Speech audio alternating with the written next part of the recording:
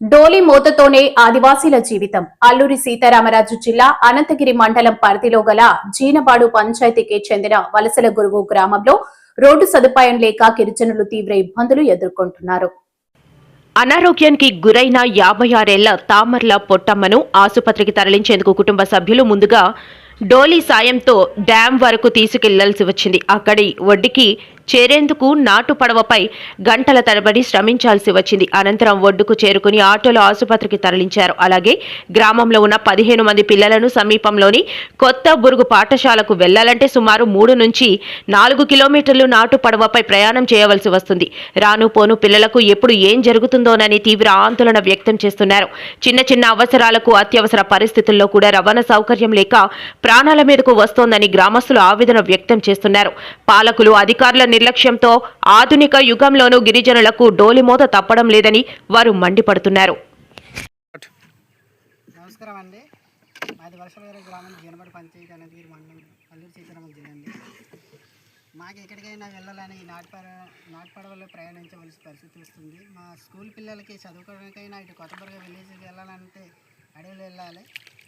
సుమారు మా విలేజ్ నుంచి కొత్తబుర్గ విలేజ్కి వెళ్ళడానికి కనీసం రోడ్ కూడా సహకారం ఉంటే ఎక్కడికైనా వెళ్ళి చదువుకోతా, లేదా అటు పినకోట రోడ్లో కలిపితే అటు వీరవదపురంకైనా చదువుకోవడానికి అన్ని అందుబాటులో ఉంటే రోడ్డు మంజూరు చేస్తే మాకు ఎటువంటి నిత్యవసర సరుకులు తెచ్చుకోలేనా, అలాగే వాళ్ళు ఇచ్చిన పెన్షన్ ముసలి లాంటి వాళ్ళు పెన్షన్ తీసుకోవాలన్నా ఈ నాటుపడ ప్రయాణించవలసింది.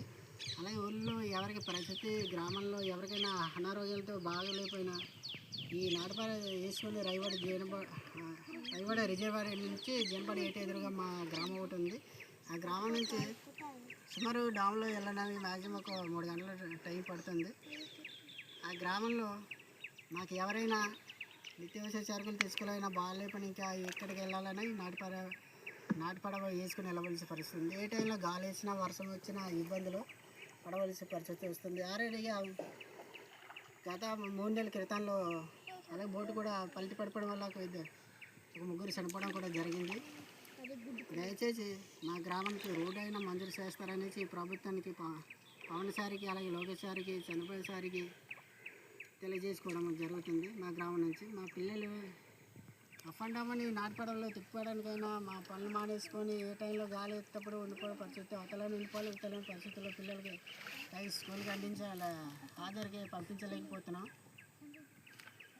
అటువంటి ఇబ్బందులు లేకుండా మా గ్రామానికి రోడ్డు మంజూరు చేస్తారనేసి ప్రభుత్వానికి కోరడం కూడా జరుగుతుంది. అలాగే గ్రీవెన్స్లో దాదాపు ఇప్పుడు ఒక 5-6 సార్లు కూడా దరఖాస్తులు పెట్టడం కూడా జరిగింది.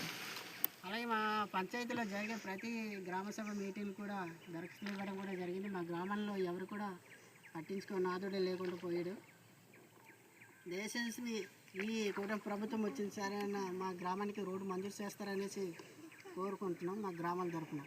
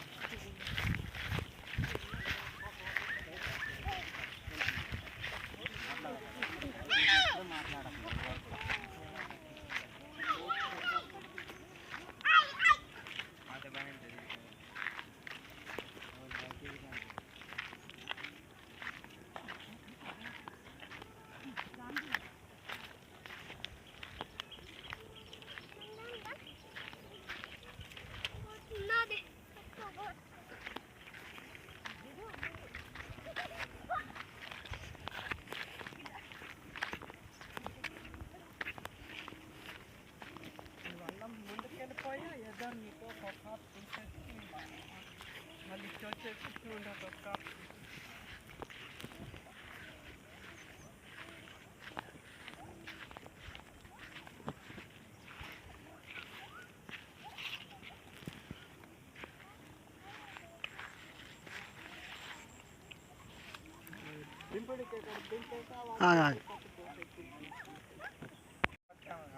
నా పేరు తామర్ల రామారావు అండి. మా వలసల గారు గ్రామము జీనబడ్ పంచాయతీ అనంతగిరి మండలము శ్రీరాముల అది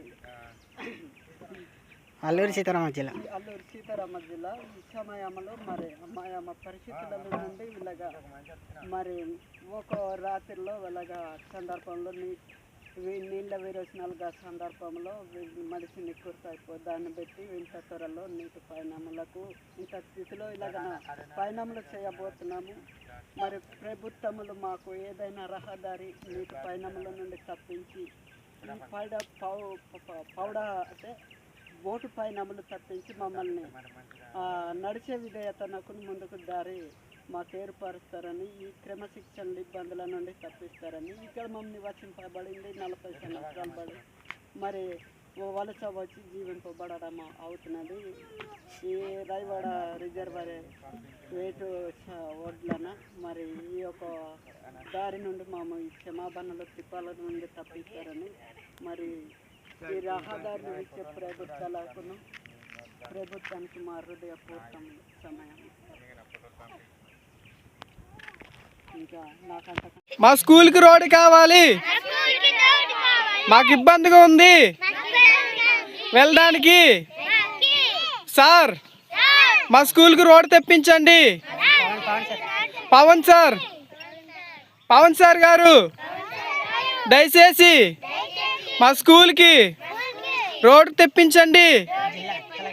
జిల్లా కలెక్టర్ గారు మేము చదువుకోవడానికి మార్గం చూపించండి. రోడ్ కావాలి.